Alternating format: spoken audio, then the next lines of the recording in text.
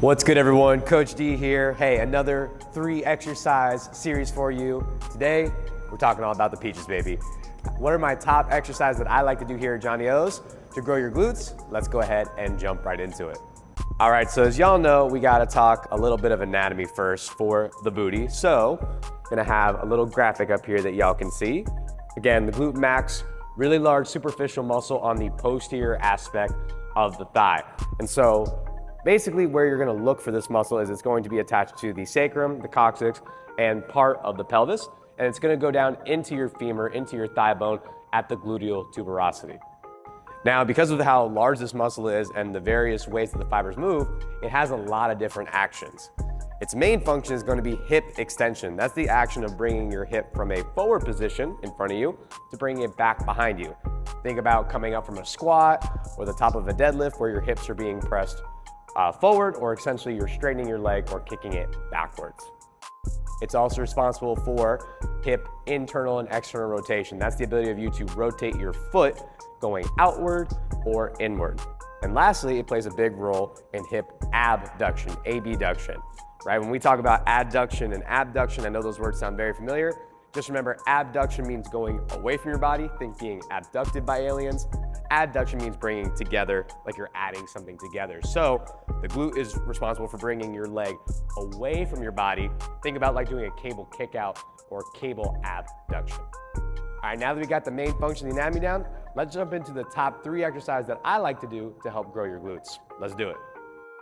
So the first one I like to do is one that we've actually talked about for developing the quads, and that is gonna be the Smith machine squat. A lot of squat variations are really good for the glutes because you are doing pure hip extension. I find that the Smith machine squat is a great way to develop your glutes, and I'm gonna show you a little trick with your feet that you can do to make it maybe a little bit more glute focused for you.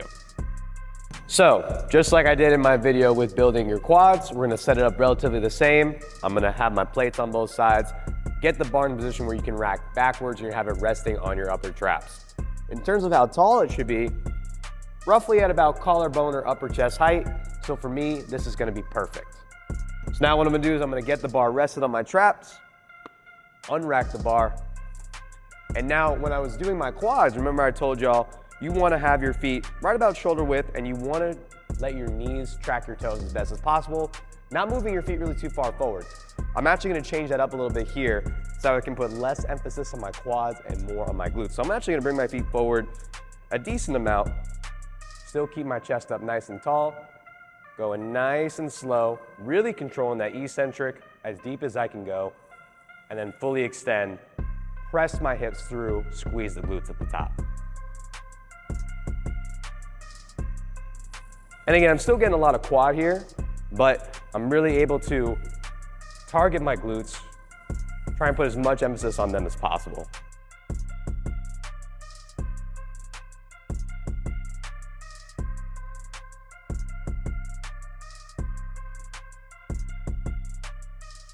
All right, so next we're gonna talk about hip thrusts.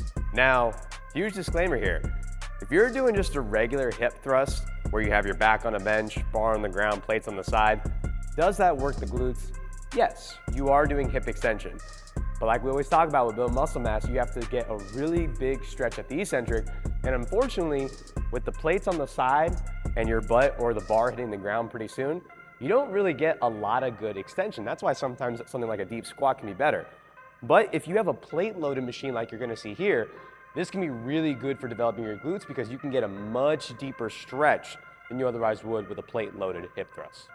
So what you're gonna do is you're gonna set your plates up on the side, strap on in, and you're gonna go ahead and drop as low as you can, keeping your knees at about 90 degrees, and then you're just gonna press up through your heels, get as close to parallel to the ground as possible, and then repeat your reps. Let me show you how it's done. Okay, so there's a lot of things going on. If you're new to this, it can be a little bit awkward at first, but just get in the habit of doing it. I promise it'll be fine. And who cares? Because you're gonna have big ass peaches. So no one's gonna complain anyway, right? So you got your feet here, right? Set up on the pad. This pad right here is gonna be very important. If you don't have it, you might wanna get like a mat and fold it up instead, because as the weight starts getting heavy on this belt here, it's not gonna be very pleasant. So you wanna make sure you have something to kind of protect you from that.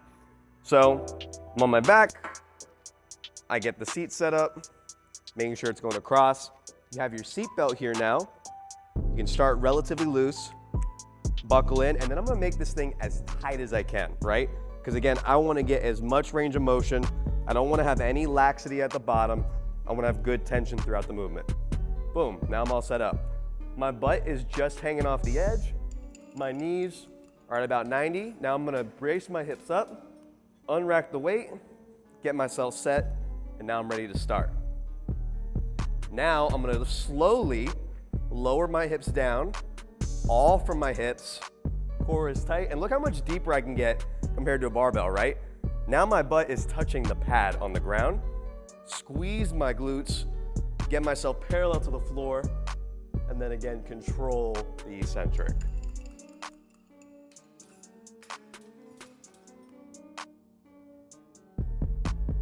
And what's nice about this one too is that the seat actually moves with you. You know, sometimes people get back pain when they do a traditional barbell hip thrust. That's because the seat doesn't move with them and their back feels kind of awkward moving against a stable piece of equipment. This, your whole body moves with the bench.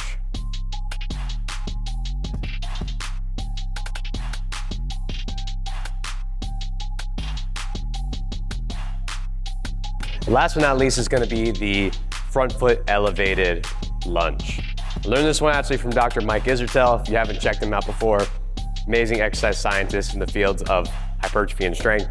A lunge is a great compound lift that does already work your glutes, your quads, your hamstrings, because you are going into hip flexion extension. But again, when your knee touches the ground, you're kind of out of range of motion. But if you elevate your front foot with something like a block, a plate, a step and riser, whatever, you can get a much deeper stretch than you otherwise wouldn't get. So you see here, I got my plate set up. I'm gonna go ahead and have one foot in front, get in my stance where I have about 2 90-degree bends. I'm gonna put most of the weight in that front leg. I'm gonna have a slightly forward lean too, right? So I get a little bit more into that hip flexion position, dropping down, getting as much of a stretch as possible, coming all the way up, again, most of that weight in that front leg.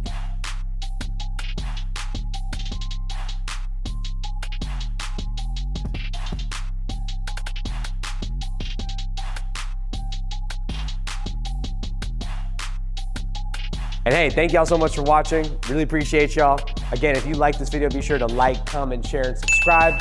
Really appreciate y'all checking out the channel. Check out the socials for daily content, and I'll see y'all in the next one. Later.